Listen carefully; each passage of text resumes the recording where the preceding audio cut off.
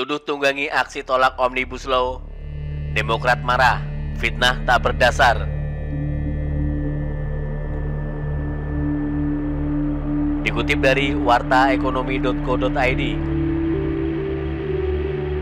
viralnya isu yang menyebut Partai Demokrat sebagai dalang dan sponsor di balik aksi penolakan Omnibus Law, partai politik itu akhirnya buka suara.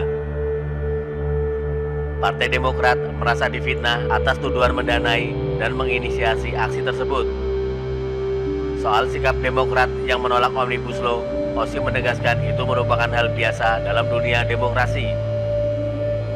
Pernyataan aksi dan gerakan besar penolakan UU Ciptaker 8 Oktober 2020 diinisiasi dan didanai oleh Partai Demokrat atau CKS adalah pernyataan fitnah dan hoaks serta tidak berdasar, ucap Osi dalam keterangan Jumat 9 Oktober 2020.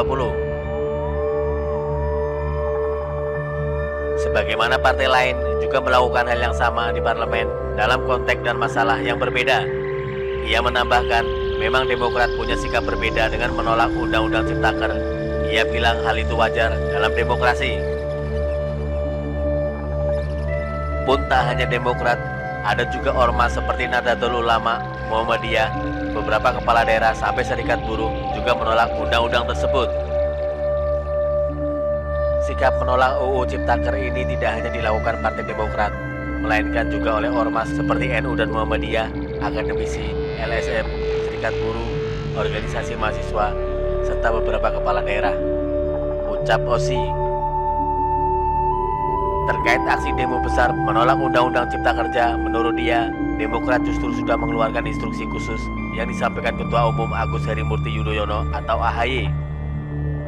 Ketua Umum Demokrat AHY justru memberikan arahan agar tidak ada pengerahan massa kepada para kader dan tetap bersikap tenang, tidak provokatif atas persoalan ini. Atas hal itu, DPP Partai Demokrat telah mengeluarkan surat kepada para ketua DPD dan DPC seluruh Indonesia nomor 119-DPP-DPD-Romawi 10/2020 tanggal 7 Oktober 2020 perihal arahan Ketua Umum Agus Harimurti Yudhoyono kepada serikat kader untuk tidak melakukan provokasi dan pengerahan massa.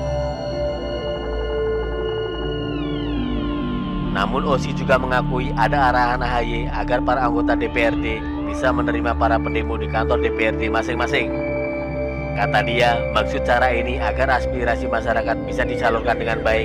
Dengan demikian, para pendemo tidak melakukan tindakan anarki karena suaranya bisa tersalurkan. Ini menjadi bukti bahwa Partai Demokrat taat dan patuh pada konstitusi dan mematuhi hukum negara, tegasnya. Osi menekankan, jika memang masih ada pihak yang melancarkan tudingan yang tak berdasar, maka Demokrat akan mengambil langkah tegas dengan menempuh jalur hukum. Jika ada pihak-pihak yang melancarkan fitnah dan tuduhan yang tidak berdasar terhadap Partai Demokrat, maka kami akan menempuh jalur hukum, kata Osi dalam keterangannya Jumat 9 Oktober 2020. Kemudian Osi menambahkan, di parlemen, fraksi Demokrat juga sudah mengirim surat kepada Ketua DPR RI Puan Maharani perihal permohonan permintaan dokumen RUU Cipta Kerja.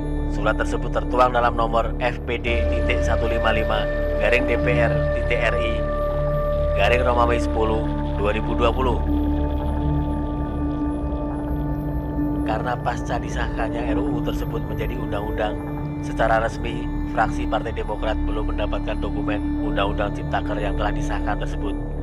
Pada lazimnya, jika RUU tersebut akan disahkan menjadi undang-undang, setiap fraksi dari DPR RI akan menerima dokumennya, ujarnya.